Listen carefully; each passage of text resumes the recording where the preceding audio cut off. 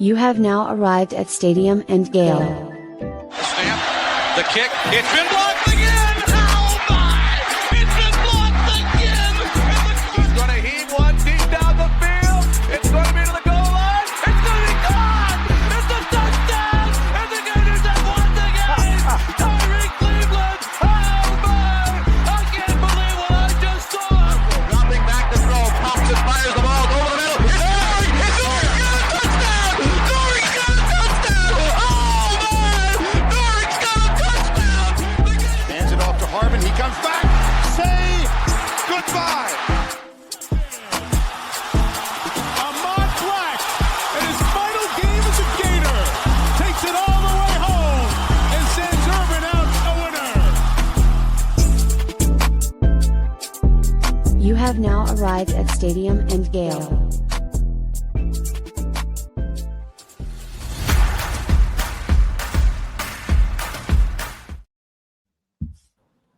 Boys and girls, ladies and gents, welcome to another episode of Stadium Miguel. It's your boy Corey.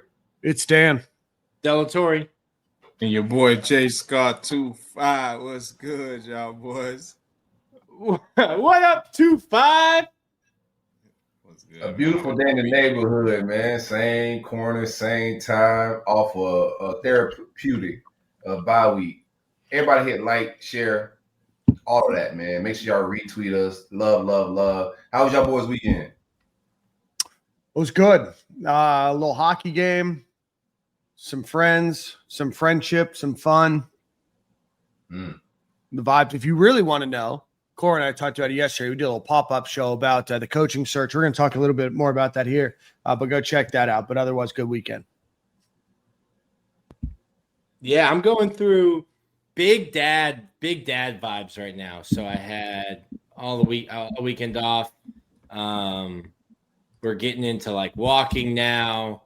And I saw a video, not to get sappy, but saw a video that was like the hardest part about being a parent is like none of the moments or none of the stages are like, they're just fleeting. They're gone. And like we were looking at baby pictures and like that baby's gone. But now she's starting to walk. Well, she's still there. Yeah. Yeah. For now. She hasn't paid a single bill yet. So Got a toddler runaway. Not a teenage runaway, got a toddler runaway. Yeah.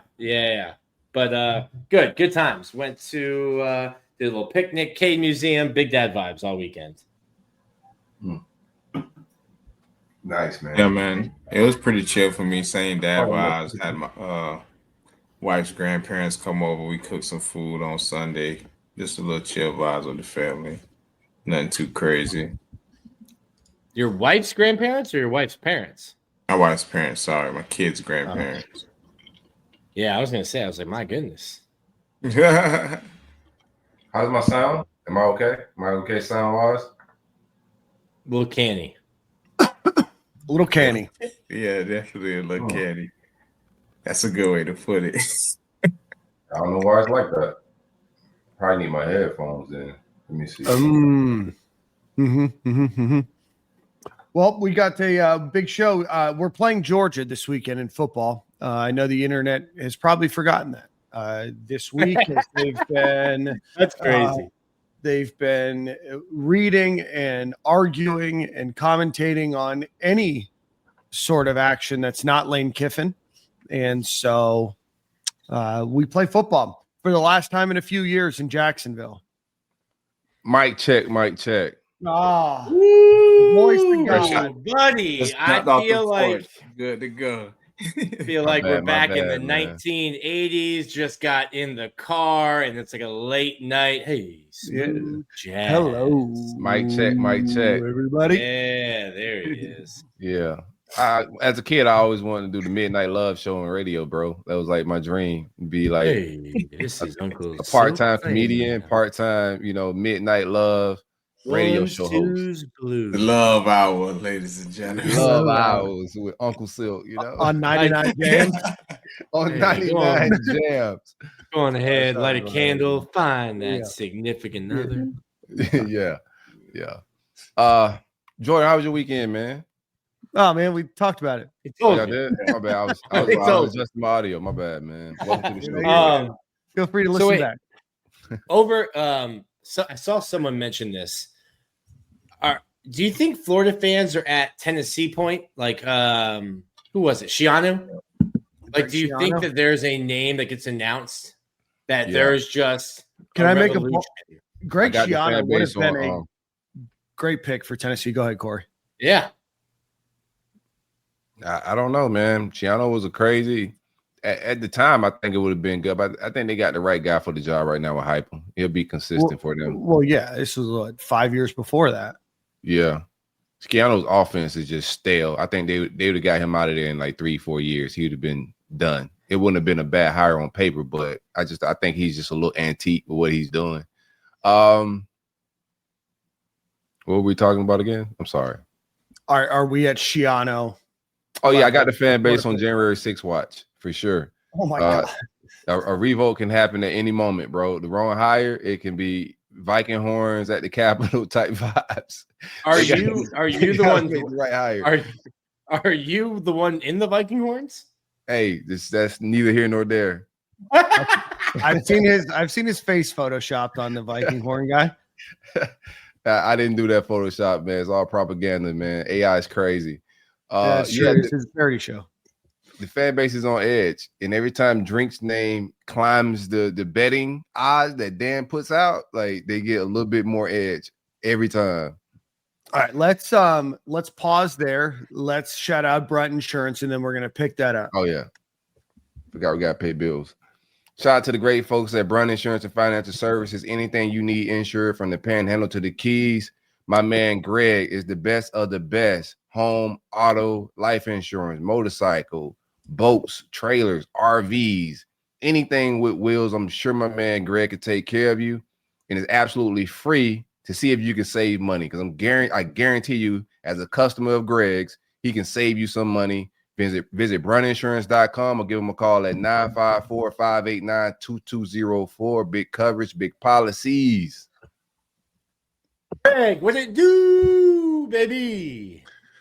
So I think this chat, if you're looking, and please comment, give us some topic ideas, what you guys want to hear about. There's a lot of people that don't like a lot of coaches. So that's what I'm noticing in this search, is that there's one name that everybody mostly likes.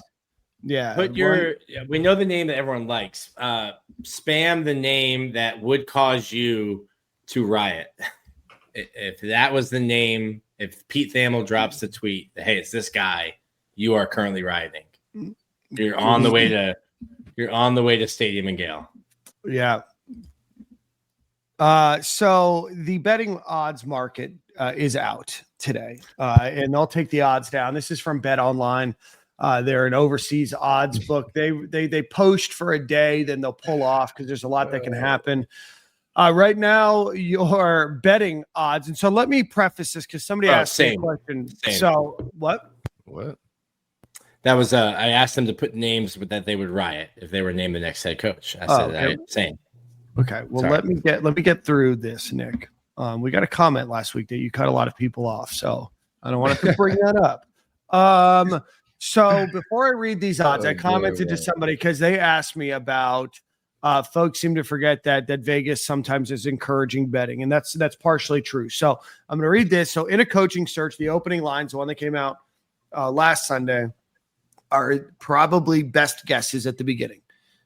Any moves after that is going to reflect where money, especially sharp money, is going and how the book wants to shape their exposure. So these odds are a blend of likelihood and liability management for themselves. So before I read these odds and the chat freaks out, and I'm not even looking at the chat, but I will in a second. Updated odds right now are Drinkwitz minus 105, James Franklin plus 200, Lane Kiffin plus 300, and then Jed Fish is plus 400, Braum is plus 1,000, Golish is plus 1,200, and Brent Key is plus 1,600. So that's where we're at right now. That doesn't mean that Drinkwitz is the favorite to become the head coach at Florida or that anything's pushing it that way. I've not heard that. But before anybody gets crazy like they did in my mentions today, those are the odds right now. Nasty odds. I'm gonna be honest with you. It's just, I got a few texts. So we about to get drinks. I was like, bro, it's just odds, man. Don't get too excited with that stuff. It's just betting. I think everybody's on the same page for the most part that I don't know about him. I mean, he was almost about to be fired, and then he made a change at offensive coordinator to save his job. Things started to work out a little bit offensively, but still, I'm not in love with the offense. I think he's a good coach. I'm not in love with the offense, and I don't think he can fit, culturally. He's a little weird. He says crazy, wild things in pressers and whatnot. So I just don't think he would be a fit. I think most of the fan base kind of feel that way about him. What are things that you do like about him? I think he's a good in-game coaching. I think he's schedule is favorable, but he still wins big games, from time to time, considering they're at Missouri. I think they recruit decently for being at Missouri. We lost some guys to them in the transfer portal that panned out, that worked out pretty good for them. So I think he's a good in-game coach. I think he puts out a good product every year.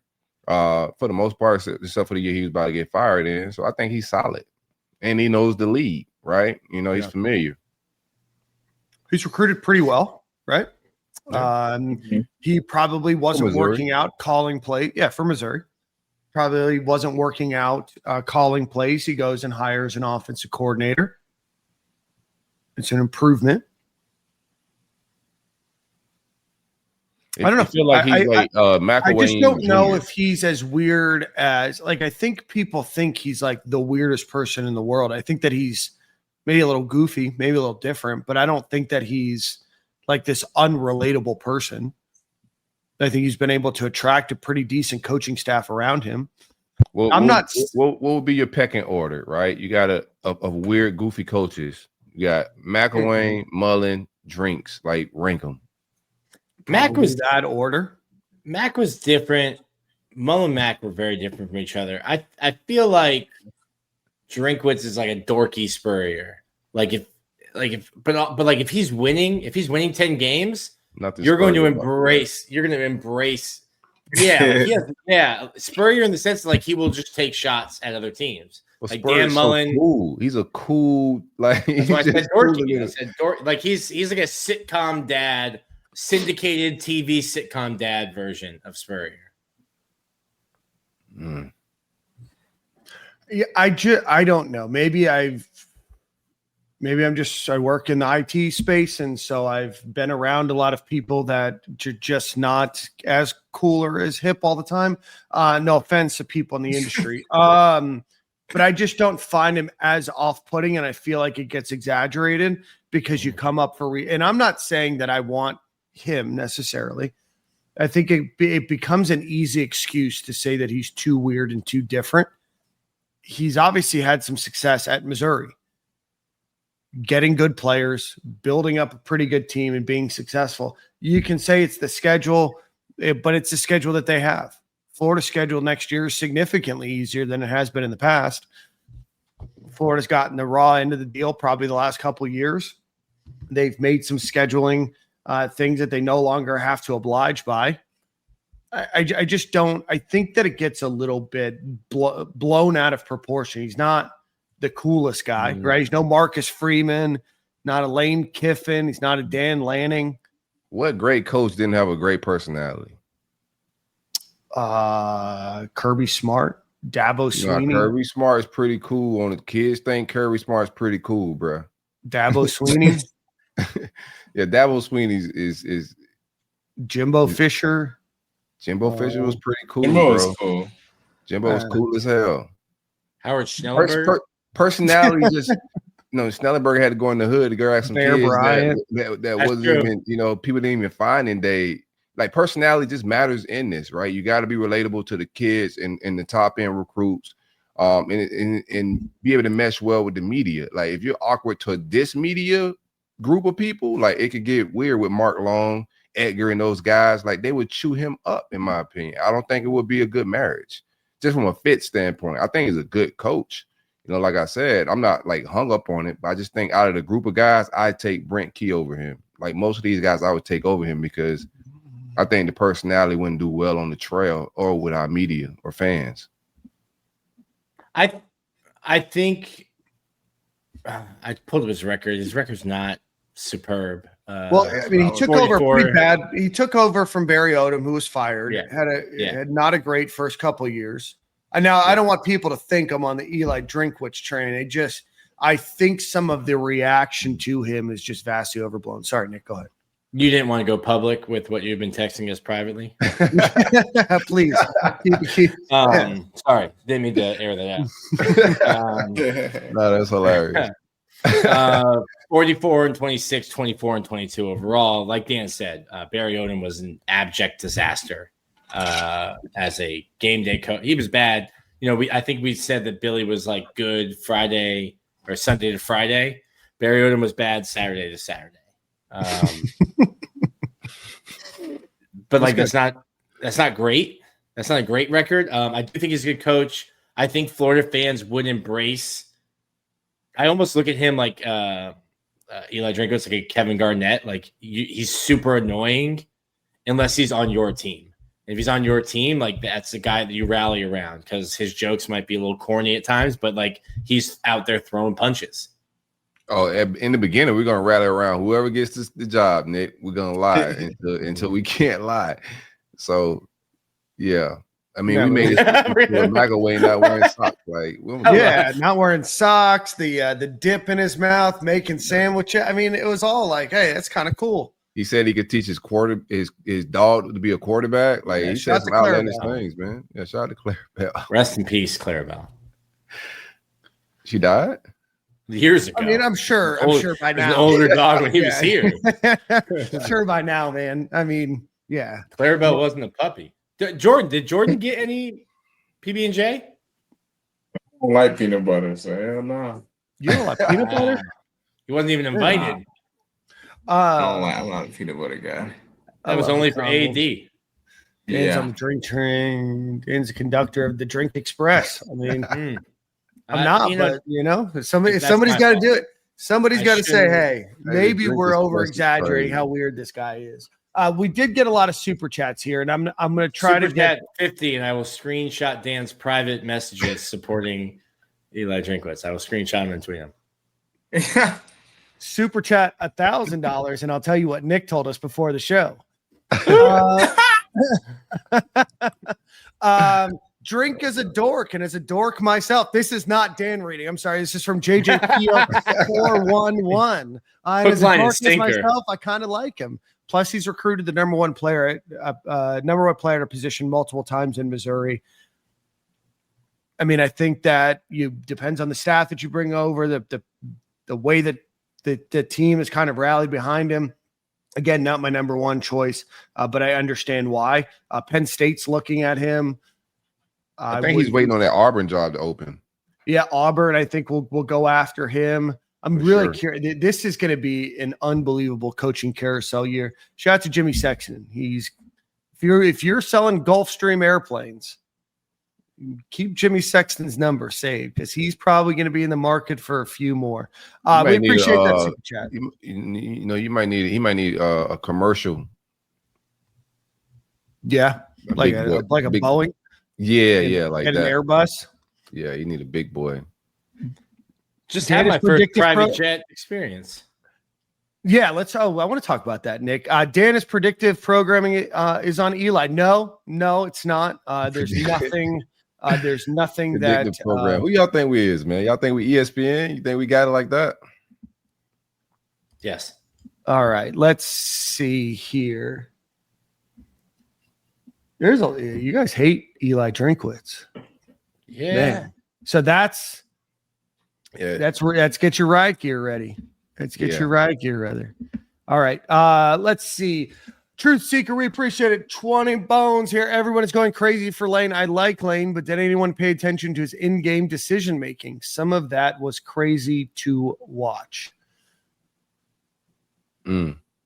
Yeah, all of these coaches are gonna make mistakes all fall, man. I'm gonna be honest with you. One of them is at home, like Franklin's at the crib, so he made a lot of mistakes, and they got him up out of there, bro. But everybody, Drink's game was ugly. They lost. I think he had 3 points going into the fourth quarter or something crazy. Yep. Who else we got on this list? Brent Key put hands and feet on Fran Brown. So Hands He's rising up my board, bro. Like I like hands Brent Key. and feet. Hands and feet. Yes, it was a full blown It thrashing was a full on beating. for sure. I looked up. I was out at the parks, man. I looked at my phone. I was like, the what? The what? Do you think people would react more favorably to Brent Key or Eli Drinkwitz? Chat. Brent Key will get more love, man. That's the pretty much the groomer and developer of Haynes Luther King, man. We got a lot of love for Brent Key and Haynes Luther King. We don't have him high on our coaching board, but if you're not getting Lane, you're not getting Franklin, you're down on the board. Like they got drinks. Some people got drinks right now at 2 in their mind. Not the fan base, but if we was to hire him, if we miss on Lane Kiffin, bro, it will be full blown riots. Give me Brent Key over here. Yeah, but like hold on, Nick. This is why I love our chat, right? Because this is how I know it's going to go crazy. First, Drinkwitz is way better than Key. Give me Key all day, and then Drink City. There's probably some more. So, we're going to appease everybody. Nick, go ahead.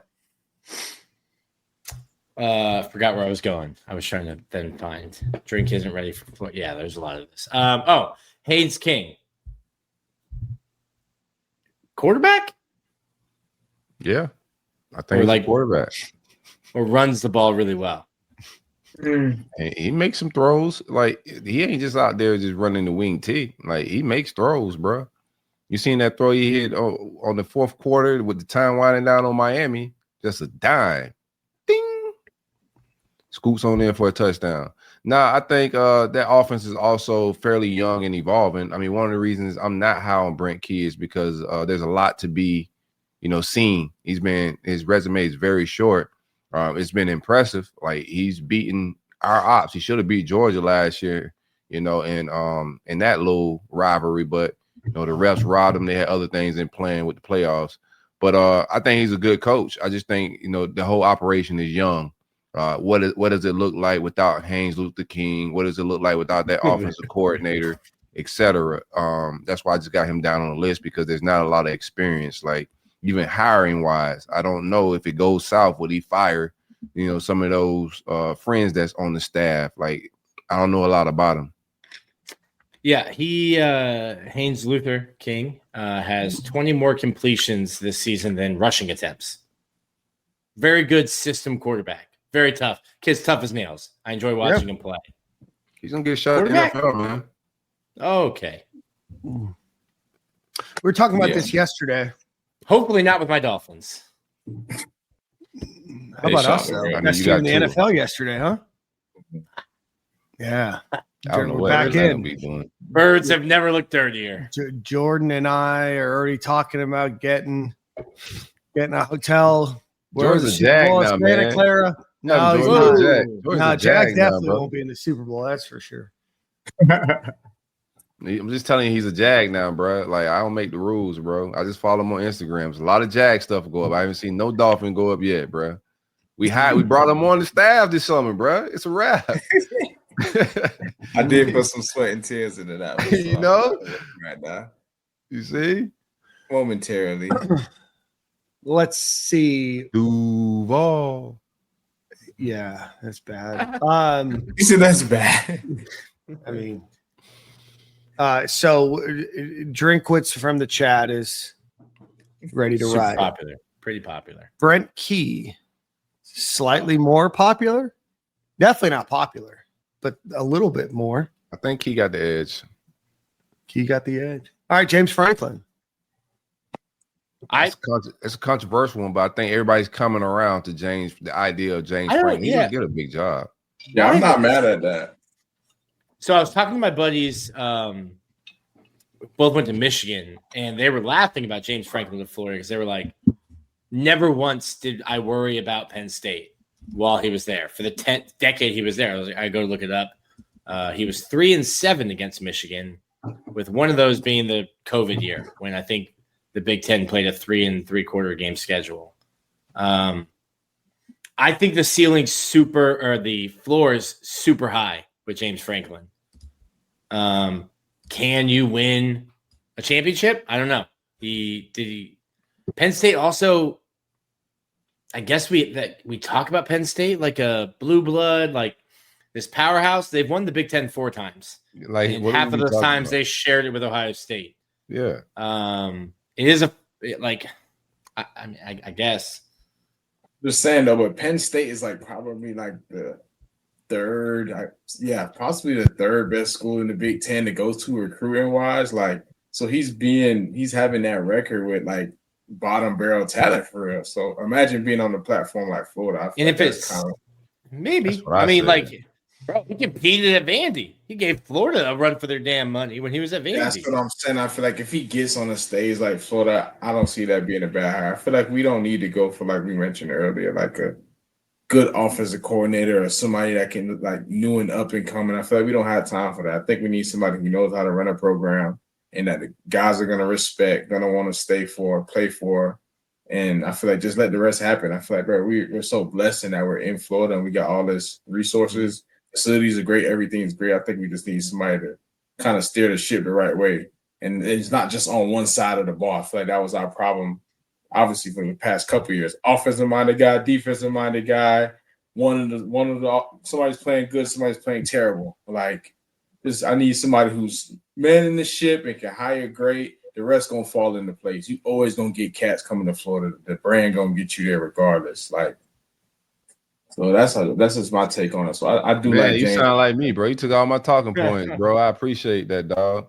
No, good. But like, he's gonna recruit. I think he built a good program. I think it's easier to win at Florida than it is at Penn State. I don't know. Sure. Someone in the chat said like he didn't win big at Penn State. He won't at Florida. I think it's easier at Florida. Yeah, they make it sound like it's tougher. I mean, it's a tougher conference, but you know everything's relative. Like which plays into this though. 4-21 against AP top 10 teams.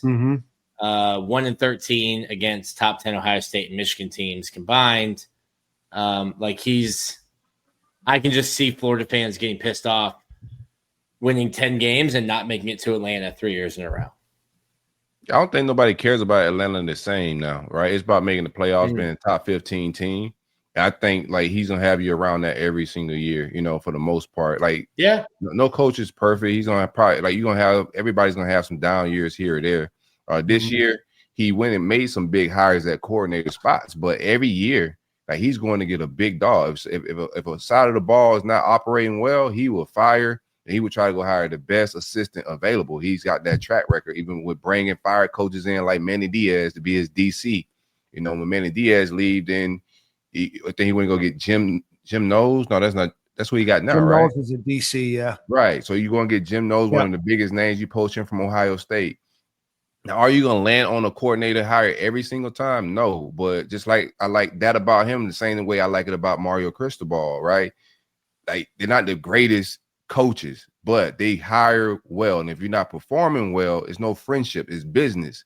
I will fire you and I will get somebody to get the job done. Somebody in the comments say he's a defense. He's actually an offensive coach. I don't like his offensive system, but he hires well. And I think he's going to come into Florida very competitive. I think he got short. I think he thinks he's got slighted with the way he got fired. I still think he hasn't peaked, in my opinion. In coaching world, he's around the age when coaches start to peak. And I think a fresh start at the University of Florida would do amazing things to his career. And I think on the recruiting trail, we will be an absolute problem. I think this will be the first coach that we brought in to actually give Kirby Smart a hard time on the recruiting trail. Okay. So for funniness, my boy Billy wins out here. What is that? Don't say this. No. Do it, Jordan. Keep looking, this, bro. Don't do it, Jordan. Billy wins out here. He knock off number 5 Georgia, number 7 Ole Miss, who will probably be ranked in the top 5 within the next 2 weeks, and maybe maybe Tennessee Hawks in the top 10 by the time we play them end of November. He knocked all them boys off and then clean it up with Florida State. Is anybody even considering it? No, I don't care if he beat the Chiefs. I don't care. No, I appreciate you, Billy G. You know, we'll give you we'll give you a real statue, but we'll give you a blow up statue for a weekend to celebrate. You know, your great run of a season as head coach, man. The greatest interim all time, but he got to go. Chat suggests CTE, Jordan. I just got love for Billy, bro. That's all. I just want to see what guy win.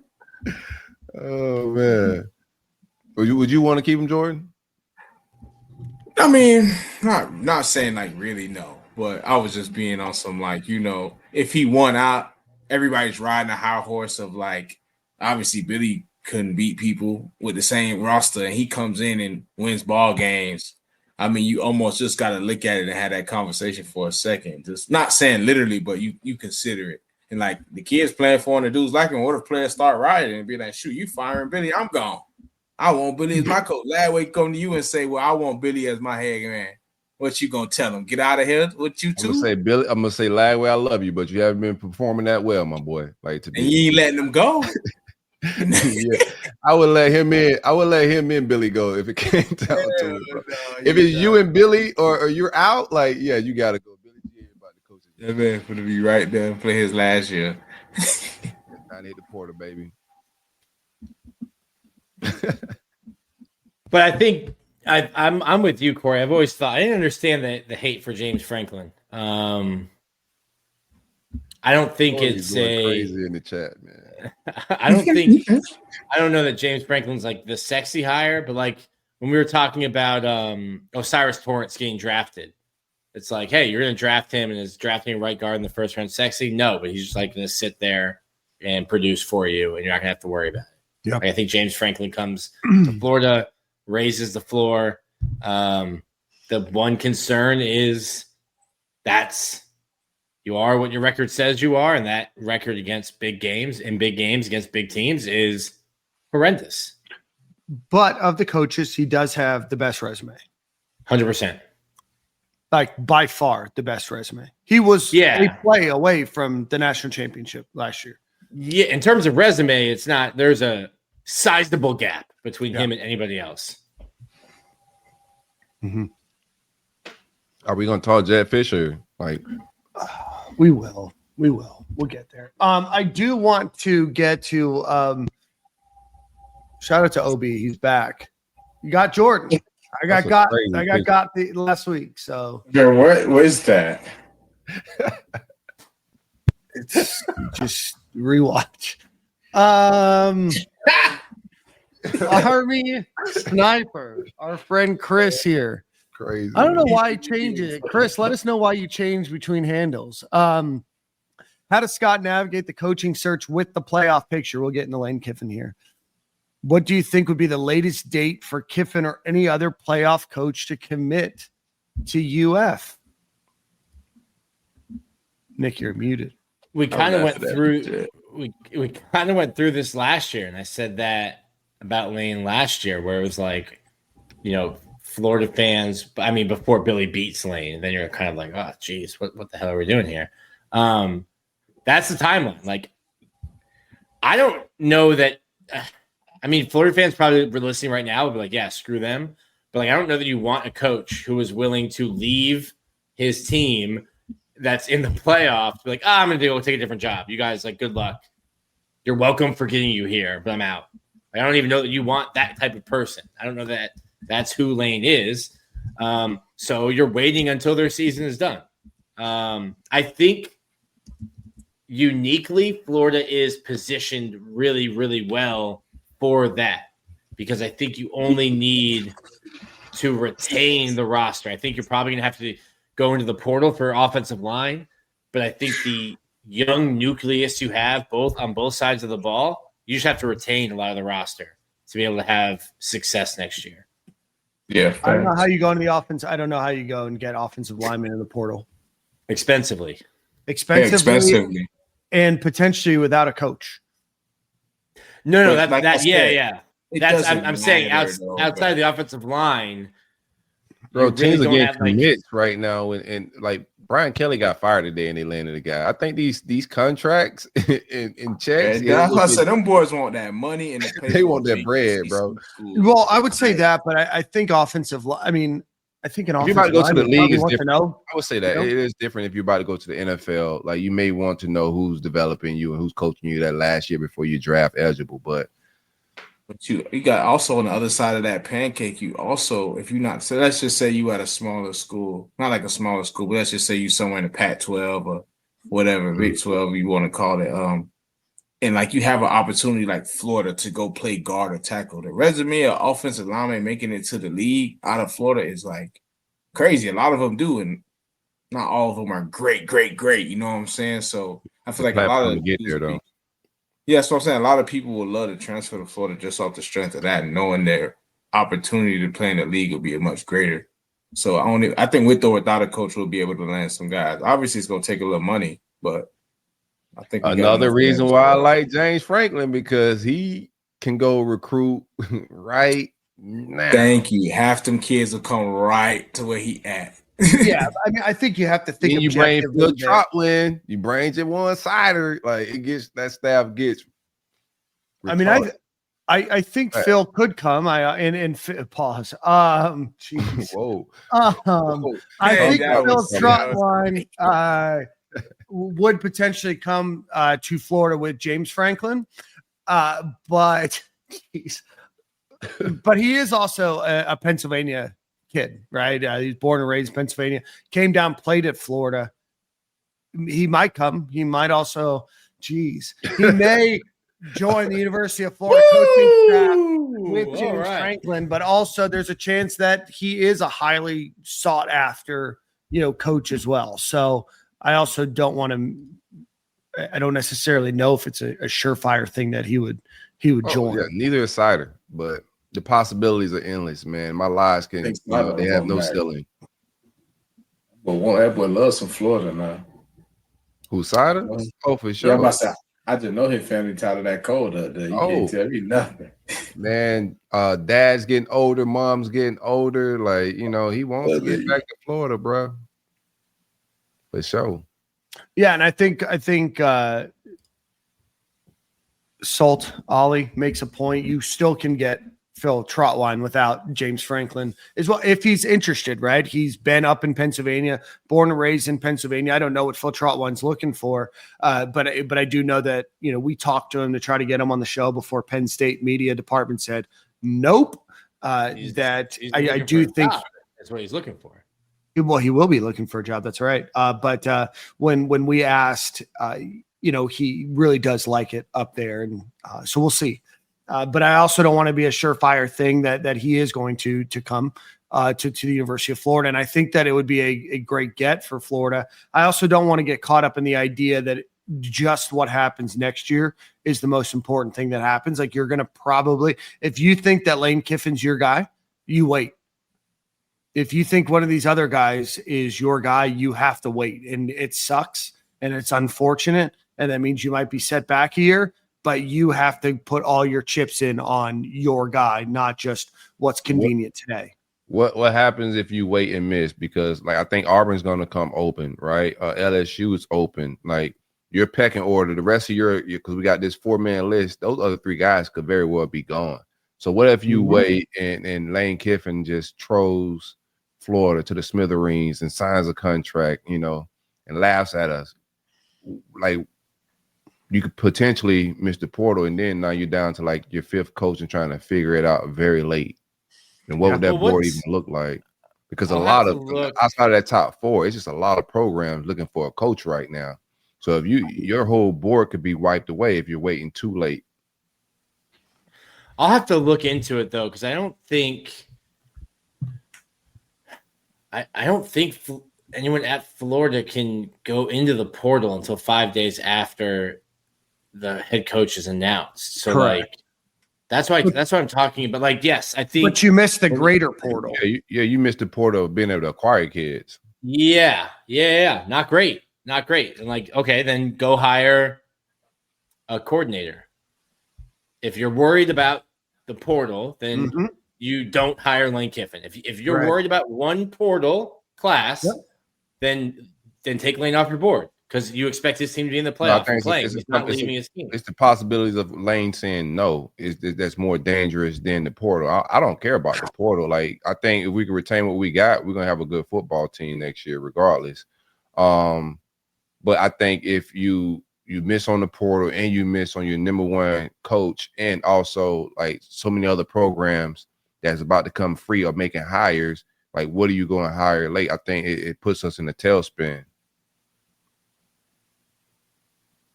Yeah, it's all game theory, right? It's chess going on, brother.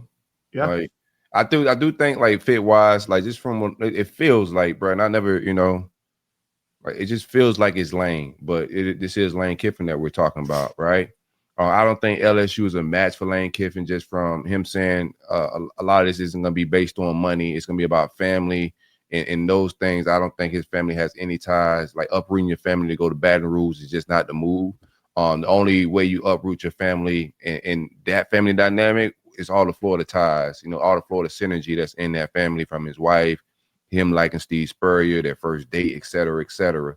Like a lot of things align for us. Like to me, it's Ole Miss or Florida, unless the NFL enters the picture in some weird way. But I don't get the feel that the family's gonna want to go to an NFL city right now either. Right? I just think right now is good time and a good chemistry with Florida and Lane Kiffin.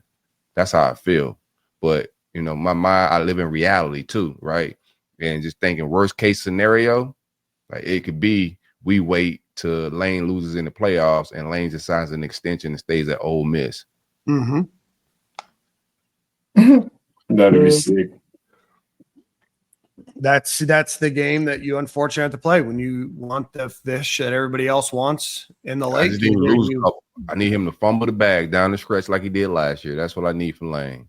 I do think that there's a sentimental value. I think that there's a likely ceiling at Ole Miss, but what if he breaks through that ceiling this year, right? Mm-hmm. And this could be a year. There's not a real dominant team. Ole Miss put a beating on Oklahoma's defense, which had let up, I think, 66 points up until their game against Ole Miss, and let up 34.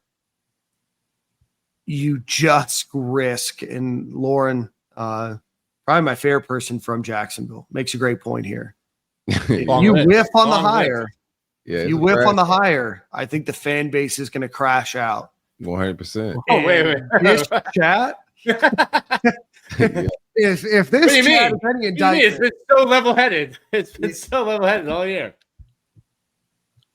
Yeah. I've been trying to warm everybody up to different names, man. I just been playing PR moves on Twitter, bro. It's like, hey, man, what do you guys think about this guy? You just might want to just be open-minded to this, bro. Like, I've been around these coaching searches a few times, and it just never has been, the fan favorite, not a single time. So, I understand it's different this time, but life and history, there's some lessons there to be learned. Yeah. Ain't mad if we don't get Lane though. I do think he's a good go fit get me for us. James. Yeah.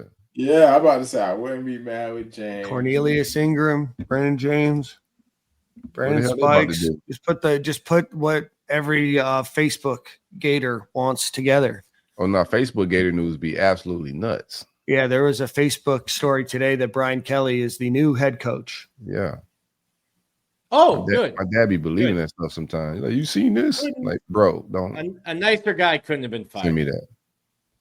Oh yeah, hell yeah. I'm happy that he's fired, and I hope that they're able to get out of paying him his contract enough. And I hope he goes to coach Delaware or something. Apparently, Arkansas is a spot. Oh, cool. Somebody's gonna hire Brian Kelly. Somebody's gonna hire Brian Kelly. Army Sniper, a bad human being. Chris, I gotta understand. You super chat from this, and then you comment in the chat from the other one. I'm not sure what's going on here. If UF Waits and Franklin goes to LSU or FSU, y'all won't be scared. Kiffin is a troll master, and remember, UF still travels to Oxford. He could want revenge if UF wins. Bro, what happens if Jordan's guy Billy G? It's in the cards. He's Lane Kiffin. It's in the cards, brother. Like, that's a possibility. I don't think James Franklin is going to go cheap somewhere. I think a lot of people think that because he has the buyout and it's offset, somebody's going to give him a bunch of money, and it's offset language. And if they try to broker some deal where he gets paid like $2 million a year until after that offset is done, and then it just goes through the roof. Like Penn State is obviously going to argue that in court. And so I think James Franklin's going to make $8, $9, $10 million this year. Like, I don't think Florida State can go hire him from the bargain bin. I don't think any school can. I am also curious how much money LSU is going to spend in their coaching search. They've got a lot of money, but they've also spent a ton of money in contracts. I learned that they had leadership issues as well at the president, athletic director positions. Well, they don't have a president of the university right now. They have their 5 finalists. The governor of the state of Louisiana had to get involved in that yesterday. That's bonkers to me. I mean, Ives got involved too, right? A little bit. No, well, that was with the president of the university. It was his lack of involvement that probably torpedoed that, but that's a different subject. And I don't want to lose followers because the last time I talked about the president's search, the chat was like, Dan, stop talking about it. But which toxic situation going on at LSU. Tim Brando might not think so, but I think it's a bit of a toxic situation over there. I also don't know if it's a cultural fit. You know, I know Lane Kiffin is a winner. Corey and I kind of had this discussion yesterday. I want to hear y'all's thoughts. In sports media outside of us, Nick and your former media, we'll call you former media. You've been around these circles. You've been around a lot of the national guys. Why do people view the LSU job so significantly better than the Florida job? One, like, I think LSU is the thing. Like, there's more LSU fans, like, maybe than even Saints fans. Like, that's it. You and the Saints are the only game in town, and I think people are even more passionate about LSU than the Saints, and they are supremely passionate about the Saints. It's not a wealthy state. Having been to Louisiana a bunch, love Louisiana. I think the people are awesome, cook great food. Not sure the last time the government paved a single road in the state of Louisiana. Not sure how they are going to pay for a buyout. They stole money from a children's hospital. They did for athletics. So, like, a lot of buy-in. A lot of buy-in. If you're going to steal money from children to pay for your athletic program, there's a significant amount of passion and buy-in. And then it's really hard to get a kid out of the state of Louisiana. Like, if LSU wants a kid from Louisiana, probably 9 times out of 10, they're going to get that kid to stay. And there's a ton of talent. So you're not having to, and maybe the portal or maybe NIL is changing this a little bit, but historically, like Leonard Fournette, I don't care if he went on 38 visits, like, he was going to LSU. Bama and Texas have grabbed some from them from time to time, but for the most part, you know, kids do stay home. They don't have in-state competition like, you know, we have Florida State and Miami in-state, that big three that we kind of, you know, have recruiting battles with. So it's tougher recruiting in-state, but I do think we have the richest amount of time. I don't think they're a bigger or a better job. I don't see it. It doesn't make sense for me on paper. I don't see a lot of things that they can offer that we don't have, you know, like from a facility standpoint, the amount of commitment we're putting in football right now and the type of money that's been spent. I think fully dedicated Florida, you know, to football, it's very few jobs, man, that's going to be, it's like an even playing field. Even if you call them even, like, I'm very fine with calling them even. I'm very fine with even saying, hey, maybe LSU is slightly better for some of the reason that Nick has named. But kind of the drastic way that they view LSU compared to Florida. Now, Florida obviously hasn't had a lot of success recently. When I was There's also been 3 coaches at LSU in the last 10 years. It's not like they've been humming along. When I was a kid, LSU was cheap. They have a national championship and a Heisman in that time. Okay. When I was a kid, when I was a grown man, they got it's not been sustained. Yeah. Like when I was a kid, LSU was a bass drum. We beat on them, and most teams beat on them. They were not good. during the Spurrier era. So I don't like they're fairly new to success and without like look at the coaches that have won there. Like Coach O, they caught fire with Joe Burrow, but it's not anything that has been sustained. They haven't been on runs and built legacies like Florida has done that, where they had runs of dominating the SEC. LSU has never done that. Like I don't see it on paper where it's a better job. More coaches have been successful at Florida than LSU. So how could it be a better job? Like I just don't get it. Yeah. We got a chat here. What's UF's record versus LSU? It is 34 wins for UF, 32 wins for LSU. Yeah, I was born in 88. Great question. I was 1, 2, 3, 4, 5, 6, 7, 8. I was 9 years old the first time LSU beat Florida in my lifetime. Yeah, like I said, that was a bass drum. We beat on them. We could wait. I know they who I think it is. Now, since 2010, not good for lately. They've been better. They've been better. So. Three two from Jordan. Yeah. You beat him I twice. Remember the goal line stand under Muschamp, brother. Goal line stand and then Brad Stewart with the pick 6 in the swamp. Did you beat him twice, Jordan, or once? Twice. That's what it. Oh man, he froze. We lost Nick. That's a great way to No. freeze. Oh, you're back. You're back. Yeah, you back now. But yeah, I beat him twice. The goal line stand and then Brad Stewart pick 6 on Burrow. Yeah, they didn't lose a game after that Brad Stewart pick 6 for a while. Yeah, and that's kind of what everybody kind of going off, right? You got to be realistic with it, man. People, it's all about what are you doing for me right now, not overall. And in recent times, they have been looking better, had a lot of talent come out of there and stuff like that. But I do agree with you, Dick, that they're really not in competition with anybody in Louisiana. It's just them. So, of course, the fans love it. The players love it. You grow up wanting to go there, and there's really nothing else versus here. You got three options. They just fired a coach that has 70% winning percentage. Now, I'm not sticking up for Brian Kelly. I'm glad that he's in the unemployment line. But that's a crazy firing. But there was other things going on that we like. Closer to the program, I think there's more dirty deeds behind the curtain. There was some talks about firing the offensive coordinator and firing the offensive line coach and not wanting to maybe do that. Well, then maybe do you have an athletic director that's a little too involved? I don't know. I'm just pontificating here. Pontificate away.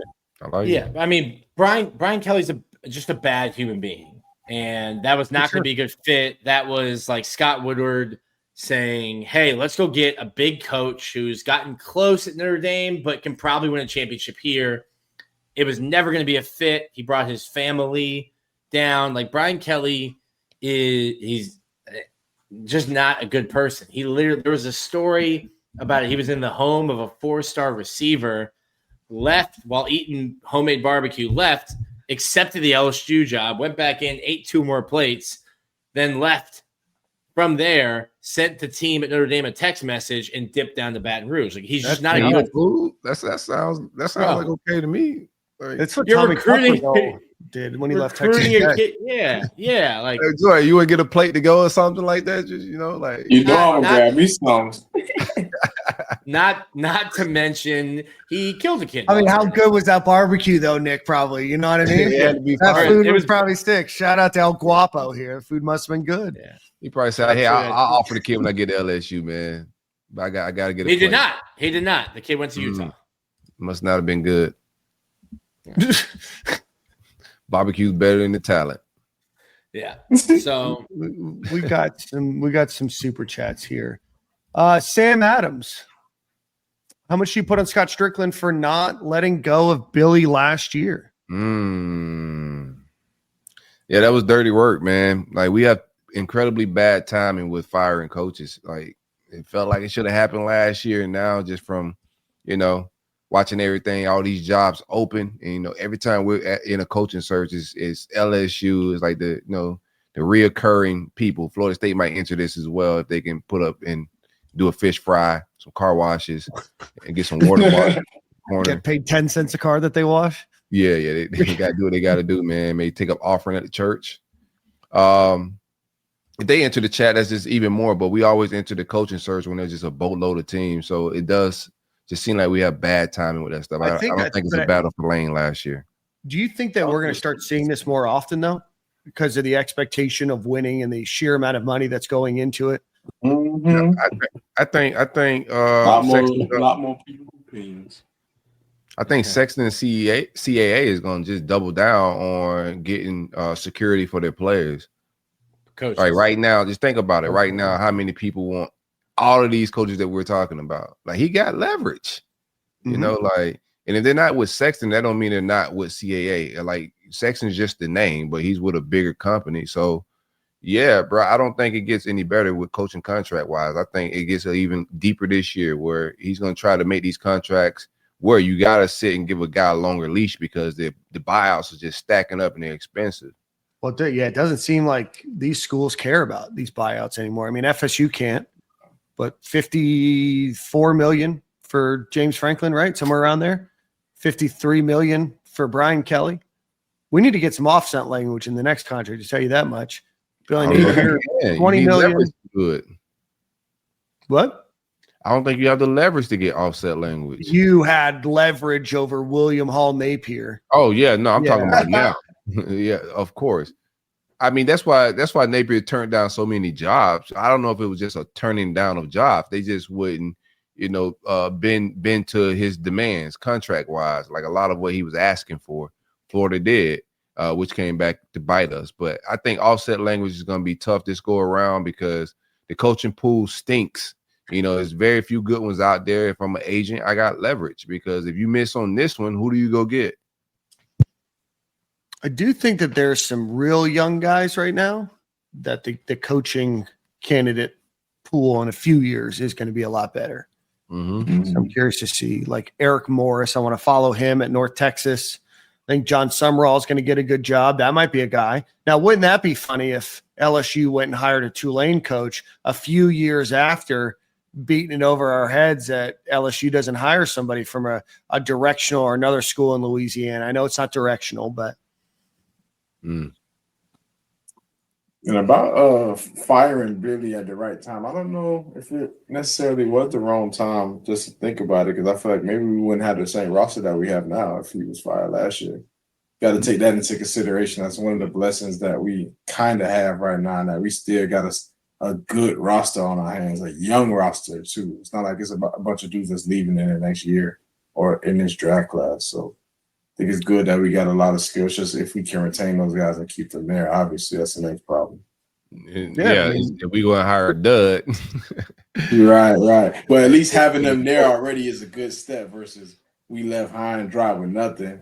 A bunch of graduate transfers that was all mediocre and leaving us anyway.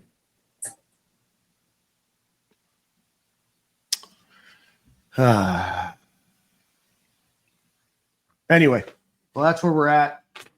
So a couple more super chats. Appreciate you guys for doing that. Chris, welcome. Thank you for being a member here. I said I start this one. We were talking about a GM. Florida needs a higher GM. Florida has two general managers. They have Nick Polk and they have everybody's favorite Jacob LaFrance. Look at this guy. He thought he was innovative. You know what we need, guys? A GM. We got two, bro. They just not Nick has a great idea. I think if Florida, if they just built an indoor practice facility, they wouldn't miss so many practices from the rain. And then they get all they need is football only facility. You got to throw the record studio in there. You got to throw the barber shop in there that hasn't had barbers in it in years. Oh no, there's a barber in it. It's not the same guy. Is it the expensive guy?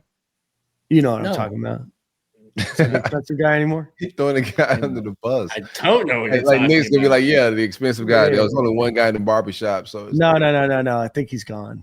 All right, LSU's carved its name in the NFL not only through superstars but coaches as well. Unfortunately, this is what elevates LSU above UF.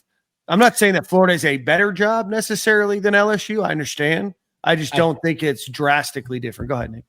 I talked to appreciate you. I talked to somebody who played baseball at LSU, and I'm guessing it's about their culture. I'm guessing it's not just baseball. It's probably everywhere at LSU. And I asked what the culture was, and he said winning. And it doesn't matter what that takes, just whatever it is to win.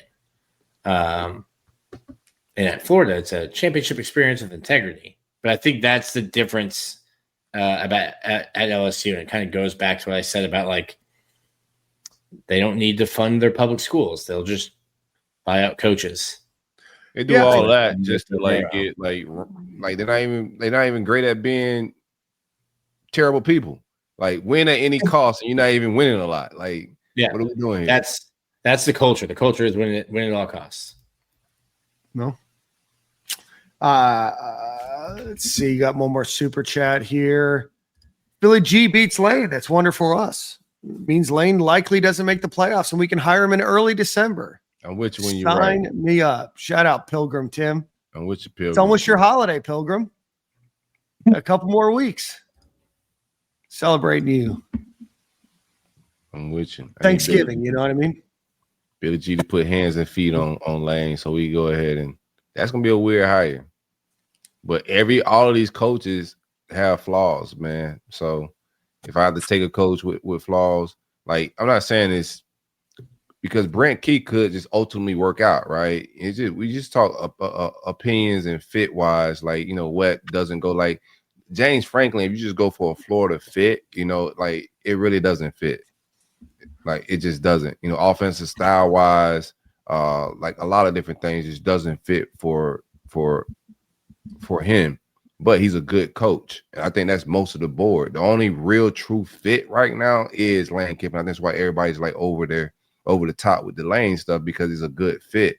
Everybody else, we're not going to look like we've looked when we've won, with a innovative play caller, a guy with a cachet to be, to engage with the media, be funny, be engaging, all of that stuff. Like he comes with all that, and that's what we've won with. The rest of those coaches don't bring that to the table. Urban Meyer wasn't necessarily that. I mean, I think that Steve Spurrier was that mentality. Urban Meyer was... He was a slick talker. Like he would call Florida State the other school. Yeah, he was a slick talker. He was smooth. But he wasn't like he was a braggart. He had the school out west thing, but he wasn't necessarily the same type of person that Steve Spurrier was.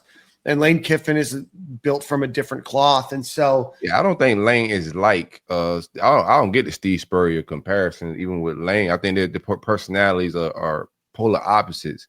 They both are outspoken. They both are witty people. So they have that in common. But I think there's just a certain like coolness about the guy that has to be at the top. When I say cachet, like it's a certain, those guys, like Steve was cool as hell. Urban Meyer was cool as hell. Lane Kiffin is cool as hell. I think he just fits, and they all were just offensively driven guys, from that standpoint. And they got the fan base, they got the rivalries. Like Lane's gonna get everything, the intangibles around the job. Lane got it. That's why I like we talked about this pre-show. Like, if Lane stays in college football, right? And I've had my just critiques about Lane because I do think he's immature in some ways, and I do think he chased jobs and he leaves jobs on the hook every year.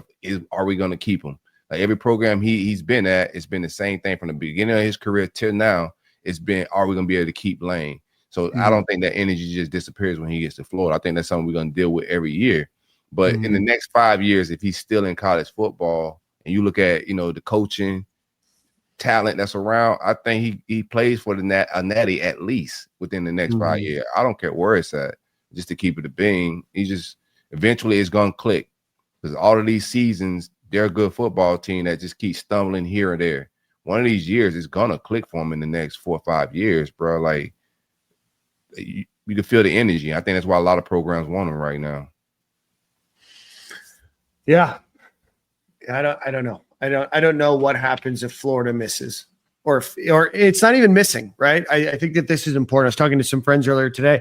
It's not even that Florida could miss or that Florida is not giving the best offer or Florida doesn't do whatever it takes to get him. Sometimes you just don't, you're happy with where you're at, or sometimes another situation is better. It's not just throwing money. And it's, if he decides to stay at Ole Miss, it's not necessarily that you just lost because you didn't give a good enough offer. Sometimes people are just happy with where they're at. It gotta be a mutual decision. We can't kidnap them. Right. Especially when you've been fired before. You kind of had to restart your career. You've rebuilt yourself up to be a guy that a Florida wants, an LSU wants. Nobody wanted Lane Kiffin after he left Tennessee and failed at USC. Right? He had to go down to FAU. And this is a guy that was a 29-year-old NFL head coach. You rebuilt that, right? So there's a lot that goes into it. And like Corey said, you can't kidnap him. Yeah, he's got to sign a contract to say, I want to leave Mississippi and come to Gainesville. Yeah. So it's a two-way street. And no, never mind. I'll say that for another show. Never mind. What do we think about Lincoln Riley for? I know we're winding out on time. Woo, buddy. Let me tell you about a coach who's never had a good defense anywhere he's been. Yeah. Never once. Well, he did finally get rid of Alex Grinch. Yeah, that they still don't play defense. Yeah. No, I know. I get it. But again, resume-wise, one of the better resumes. Yeah. I can already read the tweets about winning 52-49. Still won the football. Yeah, I'll take Lincoln Riley over 21-16 though. I would take Lincoln Riley over Drinks as well, man. I think some of these coaches is a lot to weigh. Excuse me, man. Sparkling water. Like Lincoln Riley's young, He lost some steam. He was a popular name. Get out the USC. And it's not working out as well as a lot of people thought it would when he got out there. But none of these coaches, I don't think their story's done. I think different schools, different stops, you can get a different coach out of all of these guys. So I like who he is as a play caller. I don't like that he don't have defenses. Like it just wouldn't be. Go ahead. What if you hired a guy like Lincoln Riley who has struggled to put a defensive unit together, and you go down to the G5 and you maybe go hire a head coach down there that's a defensive guy, and you say, hey, we're going to let you call the shots. We're going to let you be the CEO of the football team. Maybe. There's a GM, but we're going to throw some dissension into that room. We're going to make sure that these aren't all yes people. A lot of yes people in the last couple staffs. A lot of people afraid to speak their mind. A lot of people that weren't asked their opinion on things. There's a way. That don't sound too bad. Thanks, Jordan. Sounds like the last guy was running a cult. Anywho, yeah, I like that. But Muschamp is also on the sidelines right now, and I'm hearing just behind the scenes that he's itching to get back. I know he's going to sit out, a couple years for his son, but You just got to make. I think with most of these coaches, there's some defensive coordinators that's going to be around, that's poachable, that's unemployed, etc., that you could bring in and kind of answer that defense. It's time to get a big boy staff, regardless. Like Florida's got to get to the point where they're playing a couple or several $1 million to offensive and defensive coordinators, because that's what the big boy programs are doing. That's winning. So that's just in the recipe, regardless. Like you got to have big coordinator bread. Florida was a top 8, top 10 coordinator or staff this year in terms of just on-field coaches, somewhere around there. Nick, you're supposed to know this kind of stuff. What were we? I know the experience-wise, we was toward the bottom, and like he's talking money. Yeah, the money spent in the country. We were top 10. I don't think so. I'm not a beat writer though. Top 15, somebody said in the comments. Find out. Who's playing? Who's paying them people that type of bread? Like, no shots at them, but some of them, Rob Sell, like some of these guys, bro. Like, if we spending top bread, there's some bigger names we could go get for top bread. Is what I'm saying. Like, not no shots at them. It's just. When you look at the amount of experience, like years wise, right? Our staff was one of the most inexperienced staffs in the SEC. Like when you look at years of experience coaching Power 5 football, we were towards the bottom of the SEC in experience. So if we're paying that type of salary to guys with lesser experience, and we're losing to more experienced staffs. It's not like we're winning with these younger guys with less experience. So we're paying top tier money. I don't want to harp on old staff stuff, but we're paying top tier money if we're top 15, but I don't think we were getting top 15 talent as far as assistants. I'm just trying to look it up right now. Let's get a couple ad reads in there. We haven't done that, and we've got great sponsors that you guys support. So go buy their stuff now. One time for friends over at Game Time Sidekicks, go visit GameTimeSidekicks.com. I got the Stadium and Gale one. Getting caught without a cup, man. Call without a cup. Speaking of which, we need to end the show talking about the cash money versus no limit versus. Well versed on it. We didn't talk about it yesterday. But go visit, while you're watching that later, go visit GameTimeSidekicks.com. Best cups. Going to keep your hot drinks hot, your cold drinks cold. I have 10 or 12 of them. I've gifted them a lot. I've had a lot of people tell me that they use them every day. It's a good everyday drink. It fits in your cup holders, in your car, even the European cars that have different cup holders. Go visit GameTimeSidekicks.com. Use promo code Stadium15. Get you 15% off of your order. And also go visit our friends over at Home Field Apparel. Use promo code Stadium and Gale. Get you 20% off of your order and free shipping. Again, homefieldapparel.com, promo code Stadium and Gale. Let's see. Somebody mentioned that Lincoln Riley has the number one class. They have 35 commits. That's wild. That's not good. Lincoln recruit too, though. That's crazy. Lincoln can recruit now. 35 show for show. Commits. It's just a lot. It's going to be a lot of question marks, man. Once you get past, like, outside of Lane, everybody don't even like Lane. But I don't think Lane is like a surefire thing, man. Nobody is. Like, I'll do it. I'll coach. Let's discuss what the buyout is. I will coach. I'll be the first in the building. You stay Miguel buyout? Yeah. No, Nick, you're going to have to find a way to supplement your income. Unless you're a weekly guest on Stadium and Gale, I'll still keep paying you the same. So I think I'll be fine with Division I SEC coach money. Okay. Can you still come on the show? Yes, I will come on the show. Okay. I'll be your vibes coordinator, man. Big vibes. You guys walk around the facility lighting incense, playing dope music. Right. Florida paid $8.25 million in 2025, up from 6.56 in 2024. What do we rank with those numbers? We would rank, depending on what the exact number is to the decimal, somewhere 8 or 9.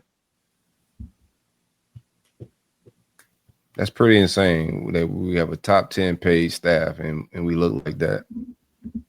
Mm-hmm. I said it last week? I said it last week. Like, Billy Napier got everything, more support from the UF administration, and there's been Billy robbed us, bro. Like, let's talk as a family. This is a safe place now. Like, they're going. Billy robbed us, bro. We spent top 10 money on that experience. Like, think about our safety and our DB coaches that we brought on. Like, these guys are very inexperienced. Like, very. Benny Sinceri is very inexperienced. And our safety room looks very, it looks bad. Yeah, not good. He got robbed. Like, there's no way that looks like a top 10 paid staff and team and outfit. That's crazy. But then again, like I said earlier, Florida is invested. Like, you got a top 10. That's another asset why you want to be at Florida. You got the ability to go get a top 10 paid staff. Like, you can't tell me there's many jobs better than this job, bro. Like, you're gonna have a hard time trying to convince me. LSU at $9.3 million. They're number 6. Clemson, they fired their coach. Clemson, number 4, $9.68 million. Who might be making a change there? He might be making a change, but Georgia's number 2. Ohio State is number 1, as you can imagine. Florida's nestled right in there in the Oregon, Utah, ahead of Iowa. Iowa is at 7.9. But I think like the ones towards the top are the ones paying the $3-4 million for a coordinator. The Ohio State, the Georgia, they're paying that crazy. Glenn Schumann is making $2 million. Blake Baker at LSU is making $2.5 million. Pete Golding at Ole Miss is making $2.55 million. That's what you gotta get. That's what you gotta get. I mean, a lot of these G5 coaches, not all, but some of the younger ones, or some of the smaller school ones, your Texas State, your North Texas, those kind of coaches are probably making, 175 to 2. I don't know if Keene would leave Texas State or if Norris would leave, North Texas, to go back to a coordinator when they've already had that opportunity, and they're going to probably be looked at by, some bigger schools. But you start to look at some of the other, coaches that might be doing well around the country. Is that an avenue that you go down? Laura said he put the B in B and E. Oh my God, breaking the inch. That's hilarious, man. I'm sorry, bro. I'm sorry. That's funny. That's great humor right there. Put that on the Jumbotron, man. Where did it go? Anywho. On Jumbotron. Anybody else? Chat, would you like us to talk about anybody else? I think we did it. We did it, Joe. I think we've we did it. That's elite humor right there. Cool. I don't know if everybody's going to get that one. That was a good one. So I think that we've kind of covered everything from a coaching perspective. We didn't come into the show today. Basketball starts next week. Big secret scrimmage win without Boogie Fland. And then Nick was on a private jet. Florida Victorious had an event. The Joakim Noah was at. Who went down there with you? Condon? No. So unfortunately, we can't work with the international athletes while we're here. Right. That's a whole student visa thing. It was Micah Hand logged in and Tommy Houck with us. And then we met up with Cooper Josephberg, who is a Miami boy, went to Riviera down there. Okay. Joakim Noah just showed up. Just popped up. Did you know he was going to come before? Or did he just show up? Sorry, sir, you're not on the guest list.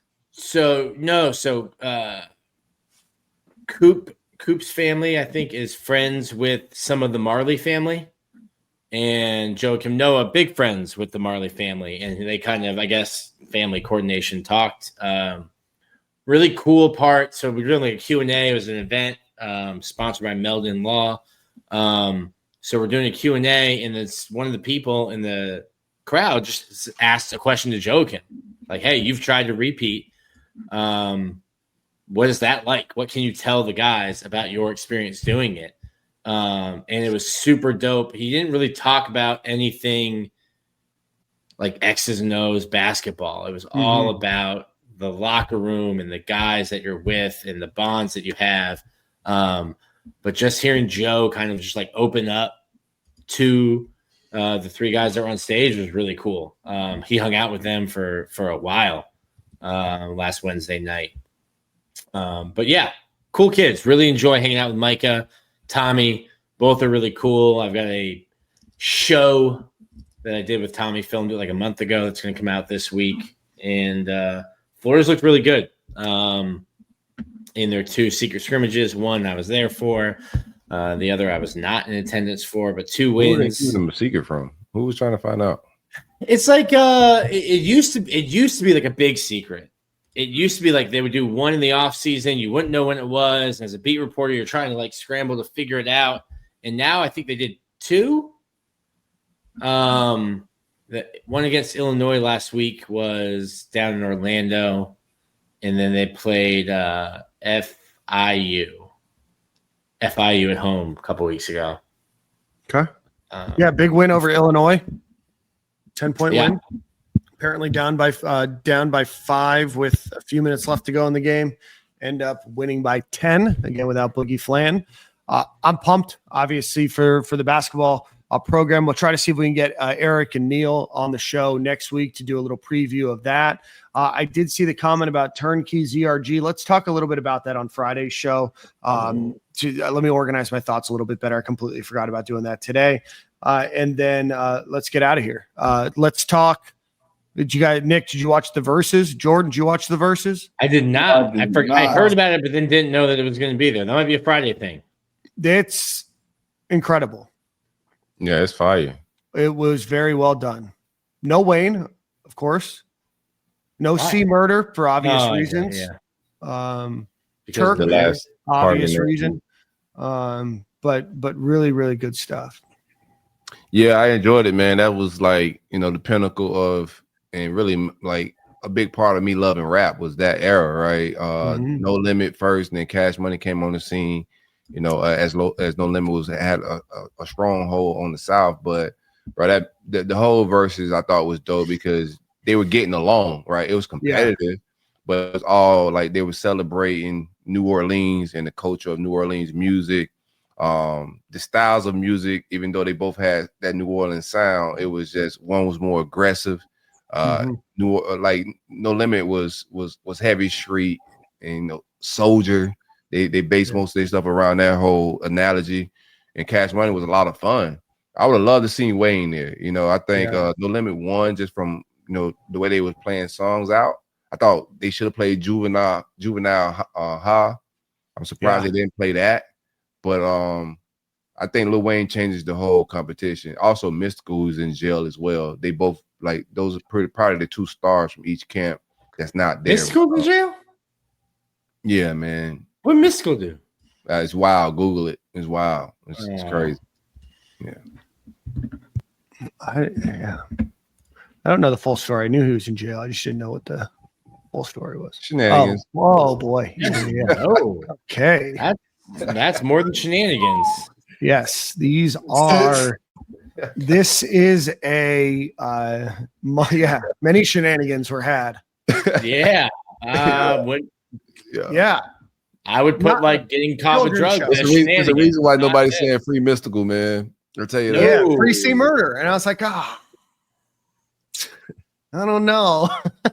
But anyway, no, I thought it was great. Like Corey, I'm just a few years younger than Corey. I'm 37. But that's when I started listening to music, or like when I first started getting into rap, right? Like back that ass up. And when Lil Wayne was there, I mean, that was what, 98 or so when I was 10. That's kind of the time that you get exposed to that. And obviously it was big on, you were buying CDs. That's when you used to take advantage of BMG Music or whatever it's called. And they'd ship you 12 CDs for the price of one, penny, and then you'd cancel after. But, those are a lot of my albums. And my brother's a few years older than me. And so that's really all I listened to. Was a lot of the old Cash Money, some of the No Limit. I mean, I even got so deep with No Limit that there was these kind of kid rappers. They were a couple years younger than me when I was like 10 or 11, called the Lil Soldiers. Nobody's ever heard of them, and nobody knows what happened to them after, but they had one album, and I'll never forget listening to that. Yeah, but there was a bunch. Go ahead, my bad. I didn't mean to cut you off. No, you're good. I mean, but just, Masterpiece, Silk the Shocker, Wayne, Turk, BG, Hot Boys, all of it. There's just some fond childhood memories. And I know a lot of people don't think of me that way, but if you would have met me, that's all I listened to until probably 20, 21 years old. I've been on the boat rides with you, bro. And you definitely don't pick up the skill of curving around the N-word like that overnight. Oh, yeah. Yeah, he could go almost bar every word, but he just smoothly I know where they are. It takes years of practice, bro. It takes years of practice, Jordan. That's right. I believe you, bro. But go check it out if you haven't gone to check it out. Jordan, let's get you Song of the Week. Before we do that, hit the like button, hit the subscribe button. We really appreciate you guys. We'll be back game day eve on Friday for the Georgia game. Remember, the Gators are playing Georgia this weekend. Cocktail party. Putting the boys on upset watch. Yeah, upset watch. Gators 7.5 point underdogs in this one. You heard me right, Nick. How do you feel still like rooting for a coach named Billy? It felt weird. You know what I thought was funny? Shout out to Mark. Mark had asked Billy G if he was parking in Billy Napier's spot. I was like, did he? This man is so petty, bro. I like it. I like Mark. That was a wild question. No, that was a great question. So we have our staff meetings every Monday. So I haven't been to a Monday press conference for most of the year. So I'm streaming it at the office, and I'm sitting down, I'm editing a video, and I popped my head up. I'm like, what? They just asked Billy G. Are they trying to dox Billy G's parking spot? What are they doing right now? They'll notice the Maybach's not there anymore. So it wasn't a Maybach. It wasn't a Maybach. think that's what the internet said. I don't know, Nick. I'm just. I seen a Maybach. No, the alligator. Yeah, they rented a Maybach for the recruiting visits. I mean, it's a very nice car. It's like a Mercedes SUV. Oh, all right. The head coach gets a lease. The head coach of Florida gets a lease from. The streets call that pump faking, man. I thought that was his Maybach. Yeah, I thought so too. I mean, Billy Napier didn't strike me as a Maybach guy, but I was like, you know what? You got the bread. Yeah, why not? Yeah, it's just a recruiting weekend thing. That had first. We talked about that kind of earlier in the show about Gainesville and Lane Kiffin. We talked about it a little bit yesterday. You just don't know, right? Like you feel like it's important. You feel like there's a connection because of those things. But again, are we over exaggerating those things because they fit our narrative? And trust me, I am the biggest person that if it fits my narrative, I'm pumping it. Whether I know it's true or not, if it fits my narrative, I'm in. I don't know, right? Obviously, he grew up, idolizing Spurrier. He respects the hell out of Spurrier and what he did at UF. He wears the visor, all of that. But I don't know if we're putting too much into that either. And I guess we'll find out here soon. Yeah, he could very well want to be the Spurrier of Ole Miss too, right? Yeah, he could be. Mm-hmm. And it's never been easier to do that. Yeah. Never been easier. Not that, yeah. Anyway, one final time for our friends over at Alumni Hall. Go visit alumnihall.com or go visit them in Gainesville. Anything that you need from polos to golf accessories to Christmas gifts, that's not too far around the corner here. Hanukkah, the holiday season, pardon me. Whatever you might need, go visit them in Gainesville, right on Archer Road, right on the north side of the road there on Archer as you're heading right off of 75. So go visit alumnihall.com. Let them know we sent you. We will probably get you guys a code after the season. We appreciate everybody for watching. Hit the like button, hit the subscribe button. Jordan, what do you got? I think I'm going Rod Wave leaving. Listening to Rod Wave lately. Sounds like subliminal. Nah, man. Billy Napier's request, man. Yeah. Nick, did you get a goodbye text from Billy? Hell no. I'll talk about it another time. No. Man. Nobody that gets fired texts everybody at the job goodbye, bro. Like that never happens. You never know. Maybe Nick sent him a message. I don't know. I've been fired from a lot of jobs, bro. I never text anybody in the building when I left. I was just like, I'm out, man. All right. Well, that's a great way to end the show. We'll see you guys.